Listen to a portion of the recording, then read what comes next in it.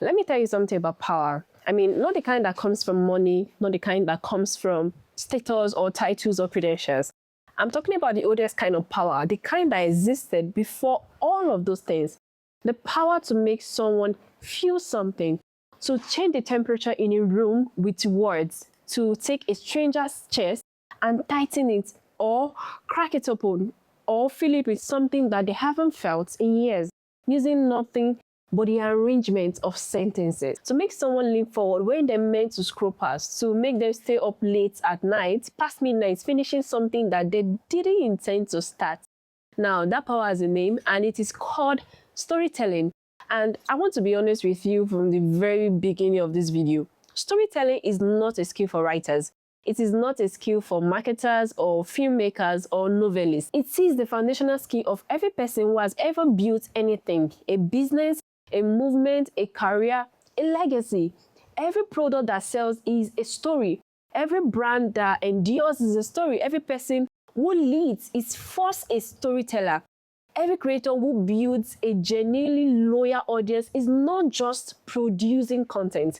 They are narrating a world that the audience wants to live inside.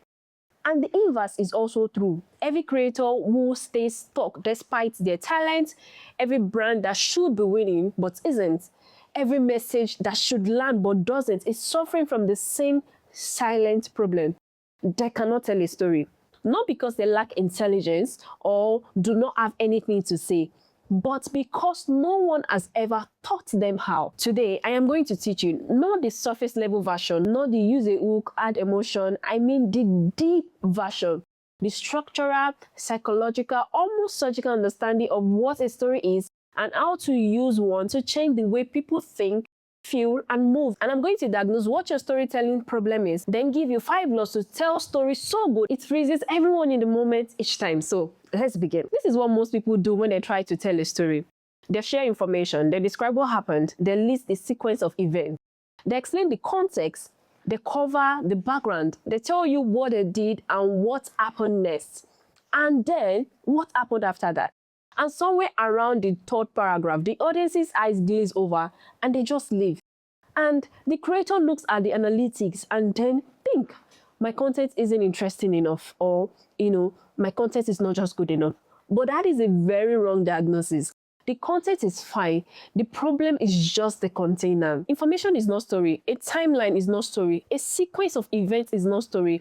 And this is the mistake that kills more creative careers than any algorithm would. A story is not just what happened. A story is what it meant.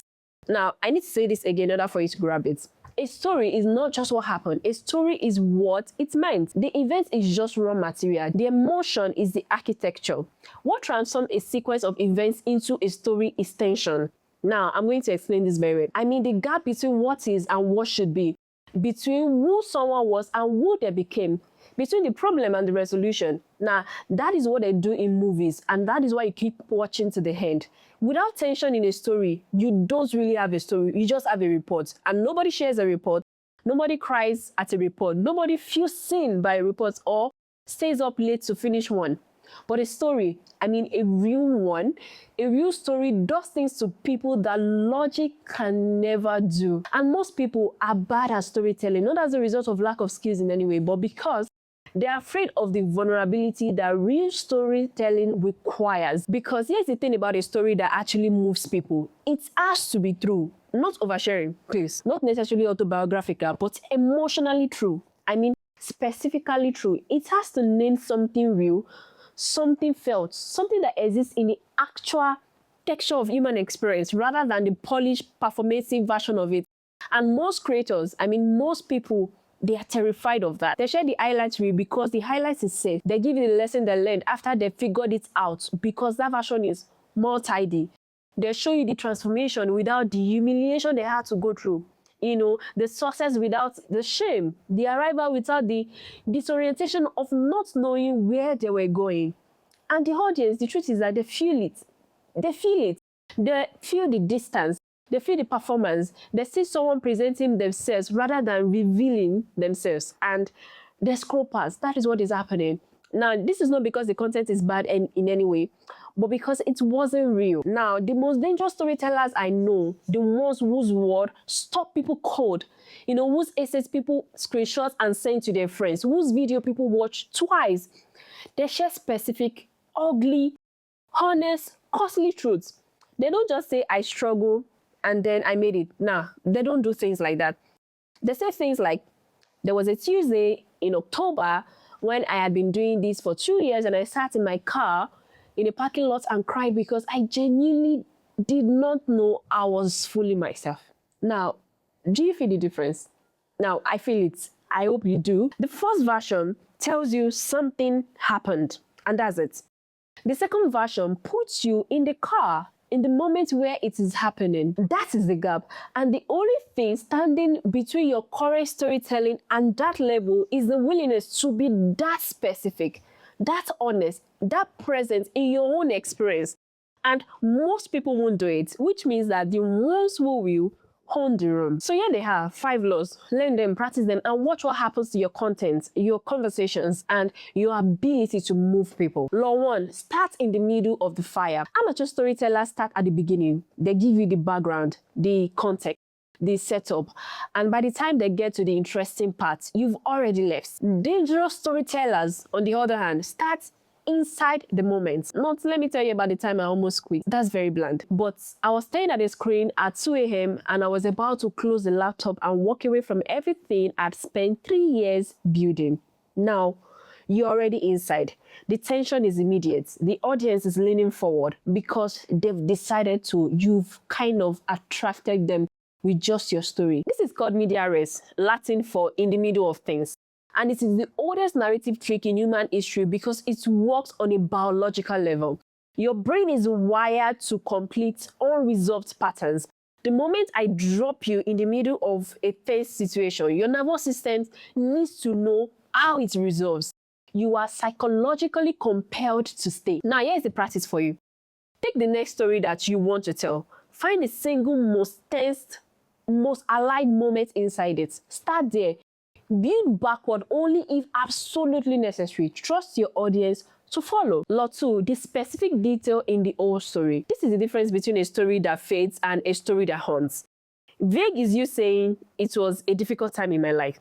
But specific, on the other hand, is I was eating the same meal every day because I couldn't afford anything else. And I have started timing how long I could make 1 cup of tea last. Now, the specific detail, the cup of tea, the timing of it. It does something that no general statement can. It creates a sensory experience. It places the audience inside a specific reality. It proves that this actually happened to a real person, not a curated persona. It gives the emotion somewhere to land. The greatest storytellers don't tell you how to feel. They show you the detail and makes the feeling inevitable. Let me talk about Wole Soyinka, for instance. Wole Soyinka doesn't tell you about oppression in the abstract. It puts you in a specific room, at a specific table, in a specific silence that tells you everything about power. Chimamanda also doesn't tell you girlhood is complicated. She shows you a specific girl in a specific uniform, in a specific moment of realizing the world sees her differently than she sees herself. Now, that specific detail is not decoration in any way. It is evidence. Evidence that something real happened to someone real. And that is what grants your story the permission to move people. Now, here's the practice that you should try with this. In your next story, find one moment where you have used a general word like probably difficult, beautiful, powerful, amazing, and replace it with a specific image that made you feel that word. Imagine the image, always the image, never the adjective alone. Law 3, every story needs a character who wants something. This is the engine underneath every story ever told. A character, a want, an obstacle. This is not a complex formula, just those 3. Because wanting something is the most human state that exists. It is the state that your audience is perpetually in. And the moment that you put a character on screen, or on a page, or in a caption who wants something and cannot easily get it, the audience's empathy activates automatically. They root for the character. They feel the obstacle. they need a resolution. This sounds like fiction advice, but it is not. When you tell your brand story, you are the character. Your audience also is a character. The business you're trying to build is what is wanted. The self-doubts, the market resistance, the circumstances, those are your obstacles. And the insight, the breakthrough, the strategy, that is your resolution. Every piece of content you create can be structured this way, not artificially, but honestly, of course, because this is the structure of real life experience. We are all characters who want things that we don't have yet. Your audience already live inside this structure, and your job is to articulate it. Now, here's the practice that you can try out for this. Before you write your next piece of content, answer these 3 questions. Who wants something in this story? What do they want? And what is in the way? If you can answer all of these questions, you have a story. But if you cannot, I'm telling you, you just have information. Law 4, the tone is everything. Every great story has a moment that changes the meaning of everything that came before it. Not just a plot development. I mean a reframe, a moment where the audience thinks that they know where this is going, and then the story turns, and they realize that they were completely different from what they are taught. Now, this turn is called reversal, and it is the single most powerful structural tool in storytelling. It can be a revelation, something like, and then I realized I wasn't afraid of failing, I was afraid of succeeding, because that meant that I had no more excuses. Or it can be an irony, like the campaign that built my personal brand wasn't the one I spent 3 months planning. It was the one I wrote in 10 minutes because I was angry. It can also be a reframe, something like, I used to call it imposter syndrome. Now I call it the gap between who you are and who you're becoming. And I've learned that gap is not a sign that you are in the wrong place. It's a proof that you are growing. Now, the tone does 2 things simultaneously. It surprises, which is emotional credit, and then it illuminates, which delivers intellectual value. That combination is what makes something shareable. People share things that surprise them, and they make them think. The tone is how you manufacture that. Now, here's the practice. Write your next story or essay all the way through. Then look for the place where you can reverse the audience's expectation. Where can you show them what looks like one thing is really something else? That moment is the art of the piece. Now, you have to learn to build towards it. Law 5. End on an image, not a lesson. Now, this one feels counterintuitive, but please bear with me. Most creators end their story with the lesson, the takeaway, the moral, the explicit statement of what you should have learned. And that ending, however well-intentioned, does something damaging, very damaging to the story, because what it does is that it closes it. It tells the audience how to think about what they just experienced. It removes the resonance and replaces it with instruction. But the story that stays with you, the story that stays with us, the one that you think about days later, the one that, surfaces in your mind at unexpected moments, they almost never end with a lesson, right?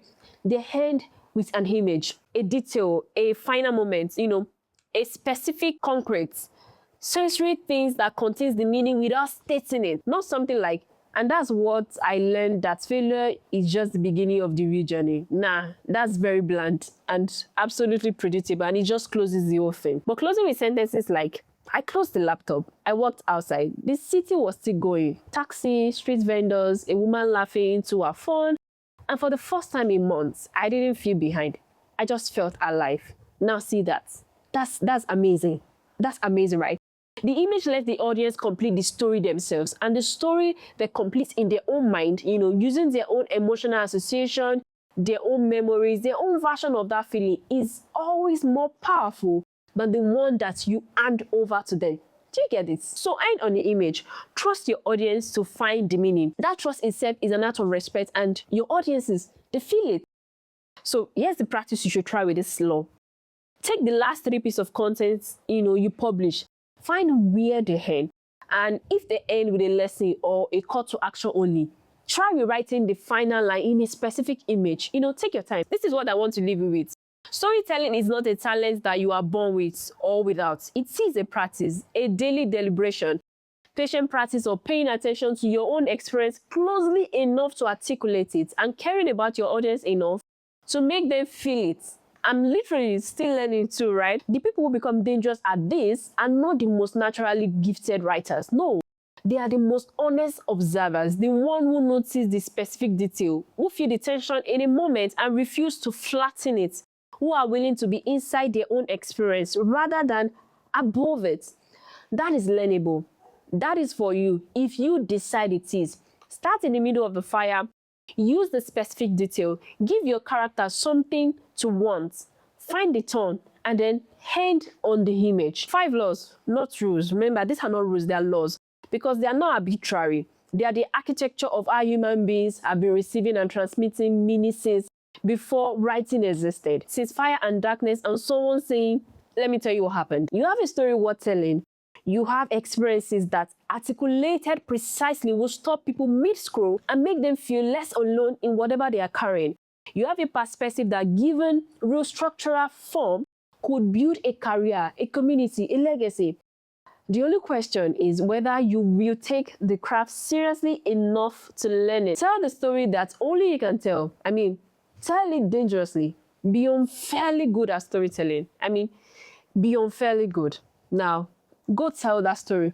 I'm rooting for you. If you learned a thing or two in this video and you love it, please, by all means, subscribe to the channel, like the video. I have a whole truckload of wonderful things to share with you. Thank you for watching. Please drop a comment. It would help this video a lot. And as always, I'll see you in my next one. Bye.